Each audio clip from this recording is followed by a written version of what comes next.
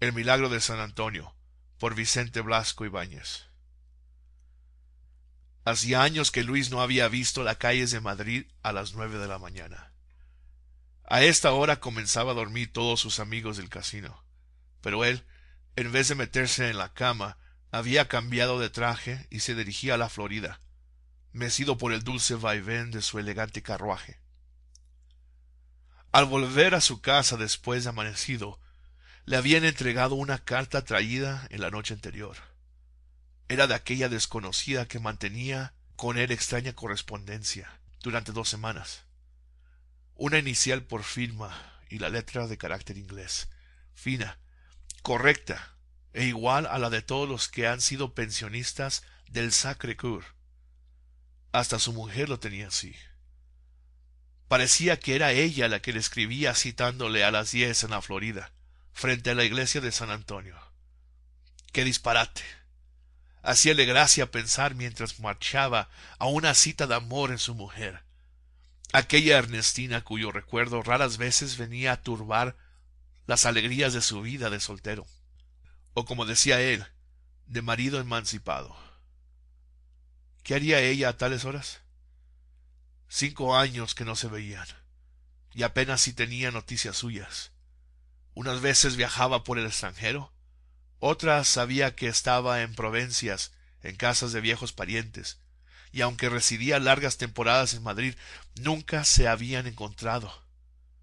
Esto no es París ni Londres, pero resulta suficientemente grande para que no se tropiecen nunca dos personas cuando una hace la vida de mujer abandonada, visitando más las iglesias que los teatros, y la otra se agita en el mundo de noche, y vuelve a casa todos los días a la hora en que el frac arrugado y la pechera bombeada se impregnan de polvo que levantan los barrenderos y del humo de las buñolerías.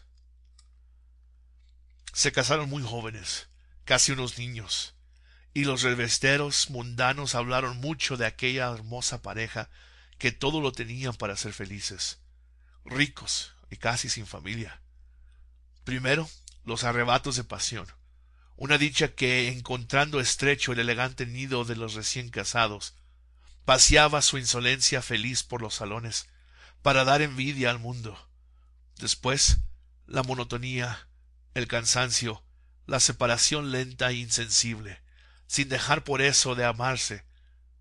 A él le atraían sus amistades de soltero, y ella protestaba con escenas y choques que hacían odiosa para Luis la vida conyugal. Ernestina quiso vengarse haciendo sentir celos a su marido. Se entregó con entusiasmo a tan peligroso juego y tuvo sus coqueteos comprometedores con cierto attaché de delegación americana, que hasta alcanzaron visos de infidelidad.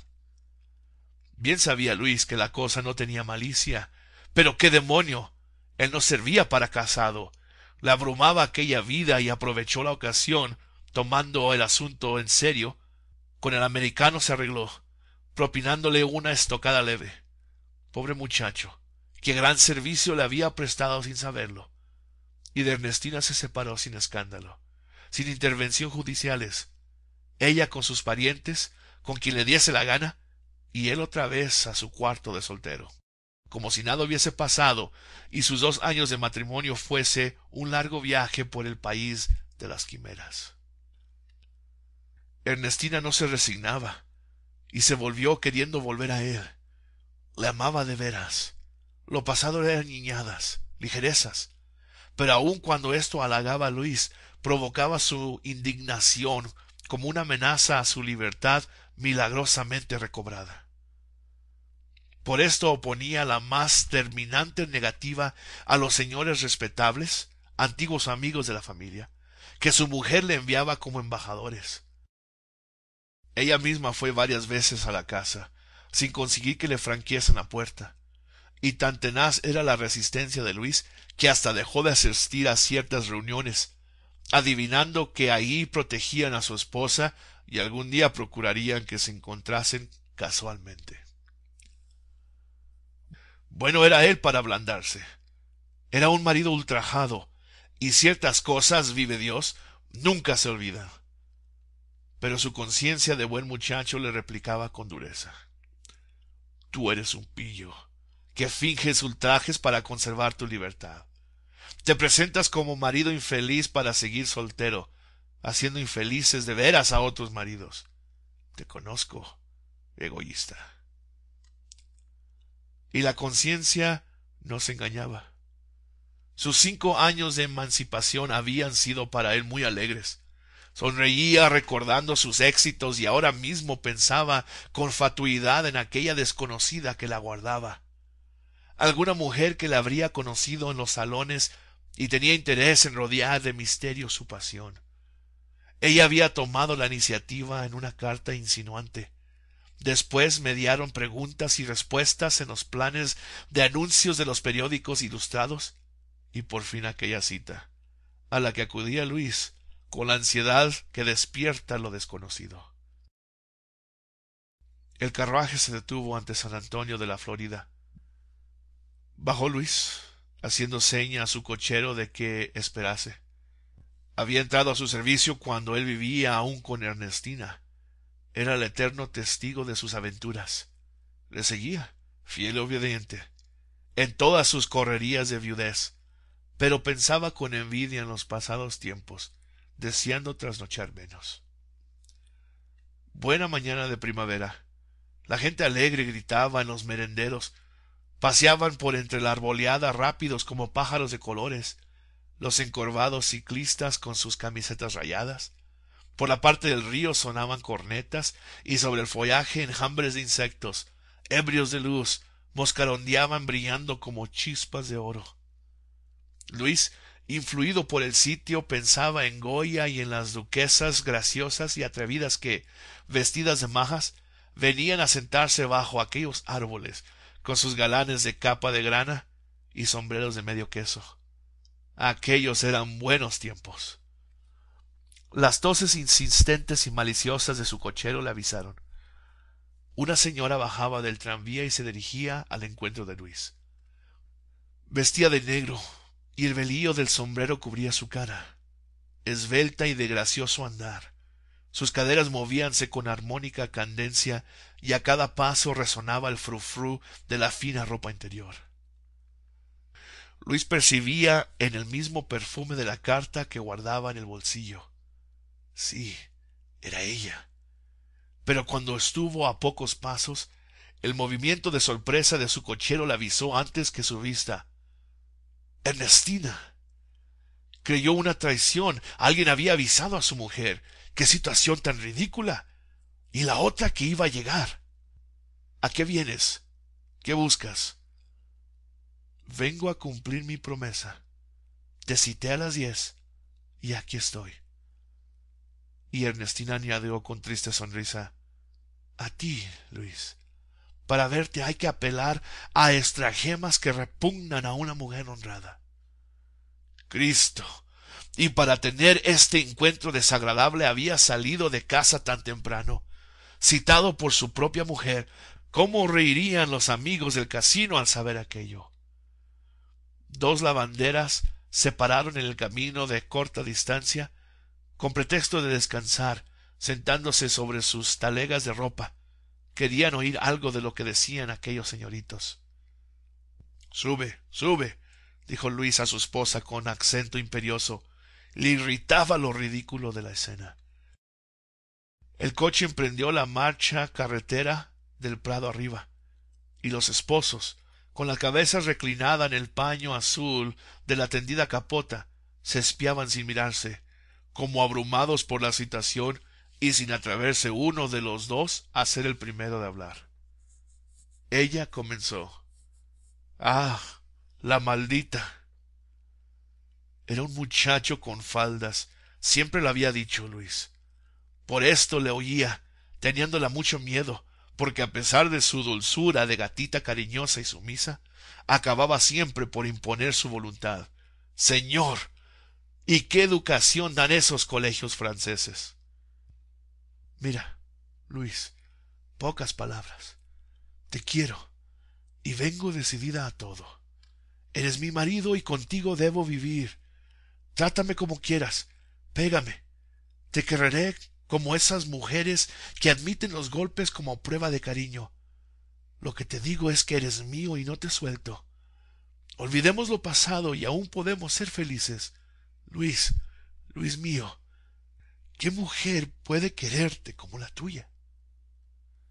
Vaya, un modo de entrar en materia.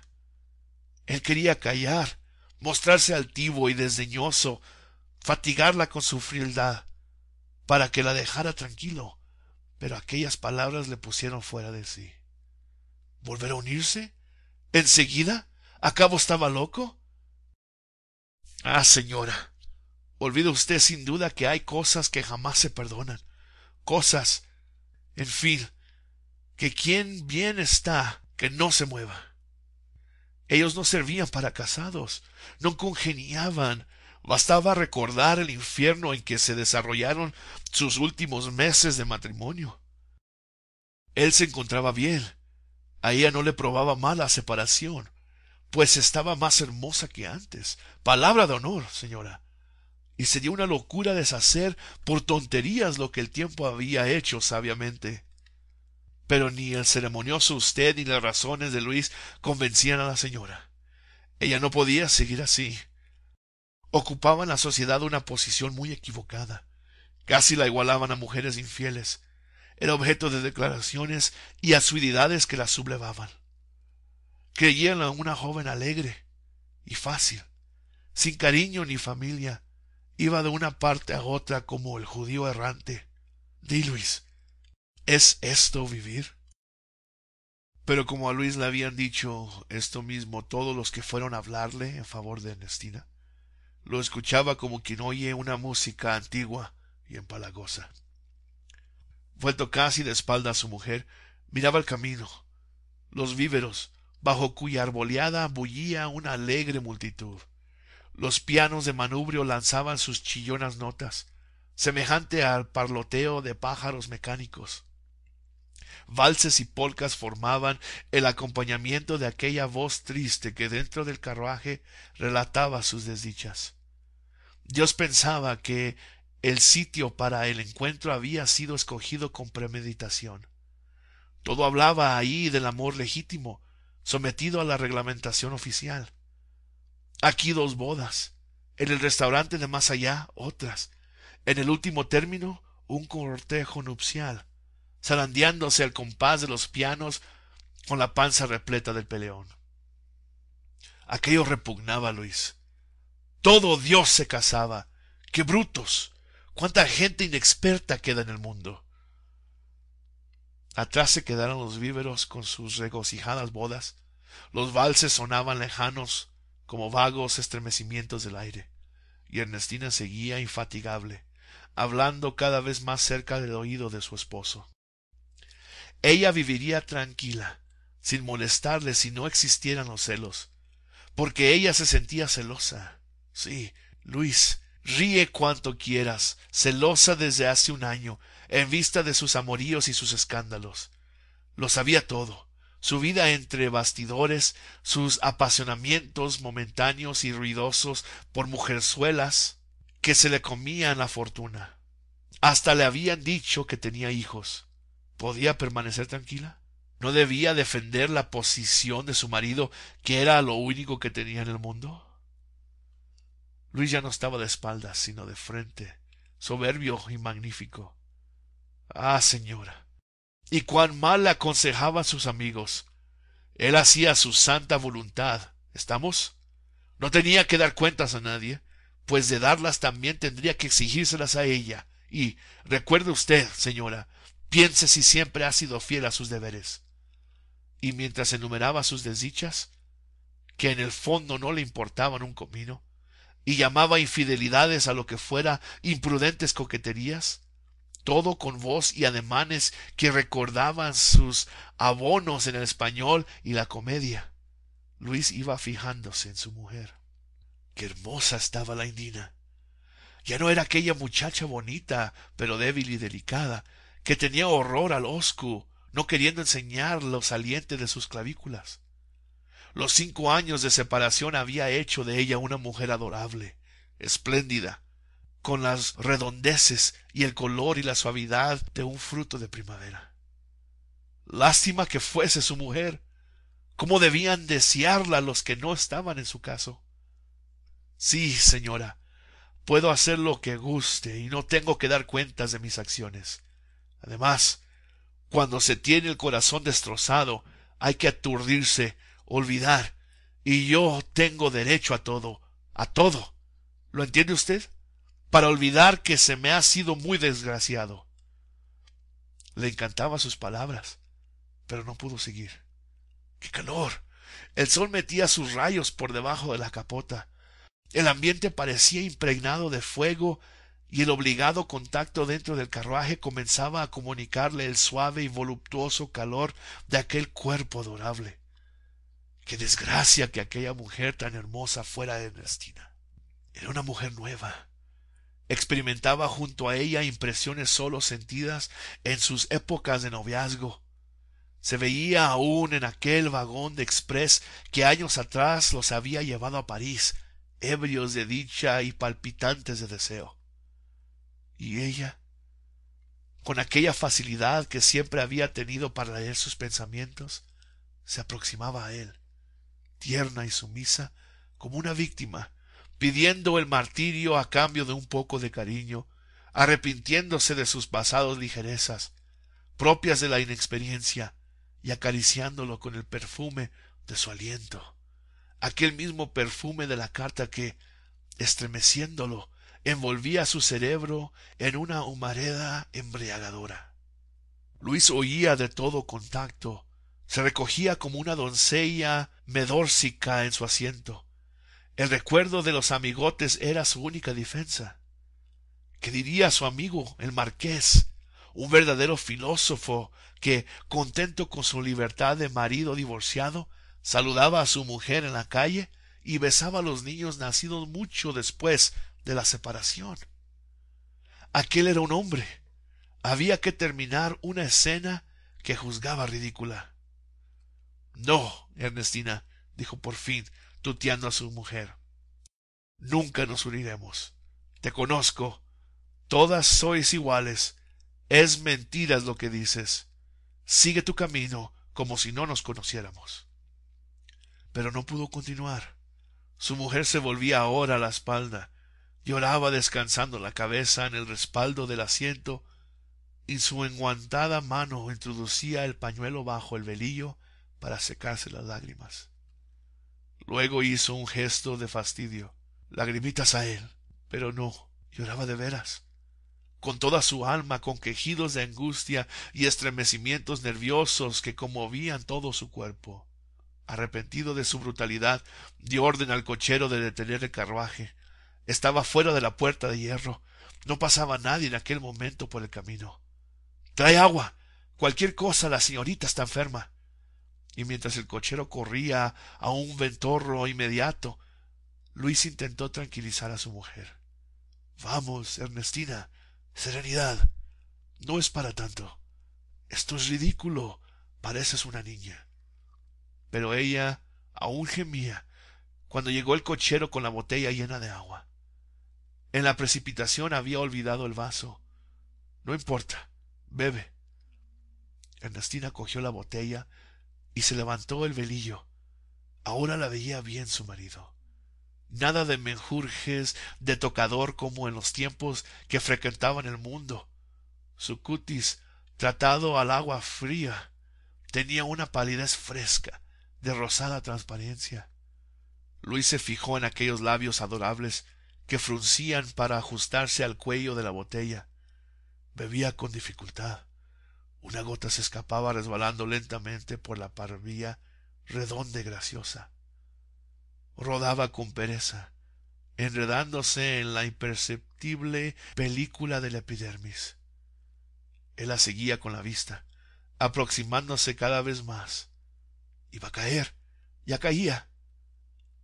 Pero no cayó, pues Luis, sin saber casi lo que hacía, la recogió en sus labios. Se sintió cogido por sus brazos de su mujer, que lanzaba un grito de sorpresa, de loco júbilo. —Por fin, Luis mío. Yo ya lo decía, si eres muy bueno. Y con la tranquila serenidad de los que no tienen por qué ocultarse su amor, se besaron ruidosamente. sin fijarse en el asombro de la mujer del ventorrillo que recogía la botella. El cochero, sin aguardar órdenes, arrió los caballos camino de Madrid. Ya tenemos ama, murmuraba saltando latigazos a sus bestias. A casa, pronto, antes de que el señorito se arrepienta. El coche volaba por la carretera con la arrogancia de un carro triunfal, y en su interior los dos esposos, agarrados de talle, mirábanse con pasión. El sombrero de Luis estaba a sus pies, y ella le acariciaba la cabeza despeinándole, el juego favorito de su luna de miel. Y Luis reía, encontrando el suceso graciosísimo. Nos van a tomar por novios impacientes. Creerán que escapamos de los víveros para estar solos y libres de convidados.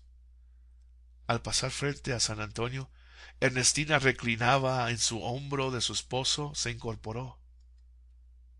Mira, ese es quien ha hecho el milagro de unirnos. De soltera le rezaba pidiéndole un buen marido, y por segunda vez me protege, dándome mi Luis. No, vida mía, el milagro lo has hecho tú con tu belleza.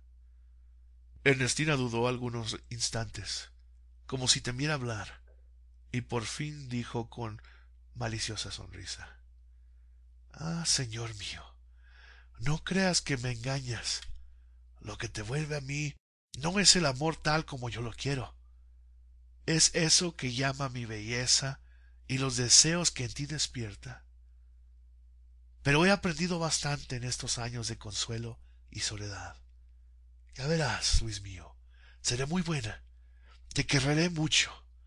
Me tomas como un amante, pero con bondad y con cariño yo he de conseguir que me adores como a esposa. Fin de Milagro de San Antonio.